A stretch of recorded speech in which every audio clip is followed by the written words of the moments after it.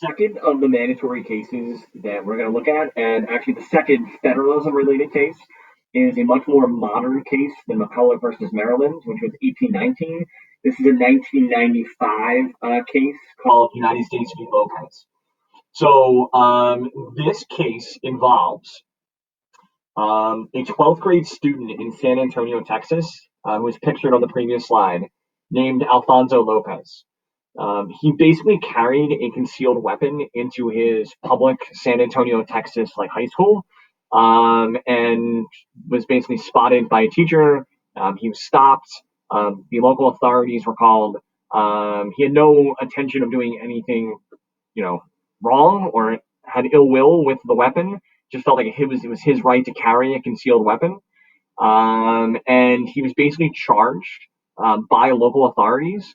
The local charges were dropped, and instead he was prosecuted under a 1990 federal law called the Gun-Free School Zone Act, which made it a federal crime that to basically transport weapons within a school or within a school zone, like areas immediately around a school. So he was actually arrested and convicted under this law, and he was sentenced to 6 months in prison. So that's the background of the case. This 12th grade student in San Antonio, Texas, basically bringing a weapon into school, and then being convicted under this federal law called the Gun-Free School Zone Act, which prohibited weapons from being transported into school or through established school zones. So Lopez's attorneys basically make the argument that his conviction under this 1990 Gun-Free School Zone Act was unlawful because the law itself was unlawful. So essentially what their argument is that there's nothing in the Constitution that gives the government the ability to pass something like the Gun-Free School Zone Act. So again, the constitutional connection that we're back to is whether or not, in this circumstance, the national government was justified in passing a law because it dealt with a topic that wasn't specifically mentioned in the Constitution. So the federal government's response is that even though, there's no mentioning of a gun-free school zone in the Constitution, through the use of the necessary and proper clause, there are things that you could link up that are stated in the document to the creation of a gun-free school zone. And like they do often, the connection that they try to make is through the Commerce Clause. The argument that the attorneys make for the United States government essentially are that the Gun-Free School Zone Act is justifiable, even though it's not listed in the Constitution, because it links up to something that is, which is control over commerce, control over the economy. Their argument being that increased gun violence in a community, and especially increased gun violence in a school, would have major economic repercussions on that area. So therefore, it does have something to do with trying to better the economy through the passing of this Gun-Free School Zone Act, because it does relate to, in their opinion, economics, the economy, the local economy, those types of things. So that's the basic argument, the two sides of the argument. The Lopez attorneys argue that this law was unconstitutional because the government doesn't have the power to create such a law. And then the U.S. attorneys are arguing that they do because, again, you can link up the Gun-Free School Zone Act to the economy through the Commerce Clause and the use of the necessary and proper clause.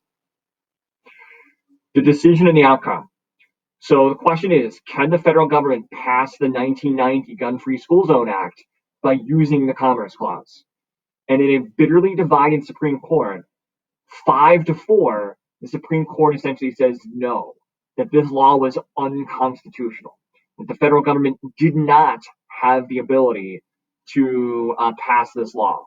And if you look at the Supreme Court chart down below, essentially this 5-4 verdict comes strictly along partisan lines. The 5 justices that are pictured in full, they're all conservative justices. And you see those that are sort of faded away. Those were the liberal justices. So this came down strictly along party lines. And oftentimes, conservative justices will rule in favor of sort of states' rights. Not always, but oftentimes, right? This is no exception to sort of that rule.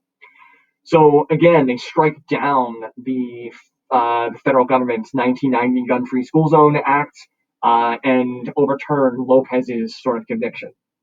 So, what's the significance of this? So, the ruling of the Supreme Court was that the Gun Free School Zone Act was an unconstitutional law passed by Congress. The significance or the impact of this ruling is it's one of the rare times in which the Supreme Court actually pushed back on the national government's use of the necessary and proper and commerce clauses. And in this case, they figured that the national government trying to create a gun free school zone act and linking it up to the economy or commerce was way too flimsy of a connection to make. So that's why the five justices struck this down as being unconstitutional. That this was way too much of a stretch in terms of trying to link up commerce to gun free school zones. So again, it's one of those rare circumstances that the federal government is not allowed to increase its power through the use of the necessary and proper and commerce clauses, right? Again, which makes this sort of a rare case.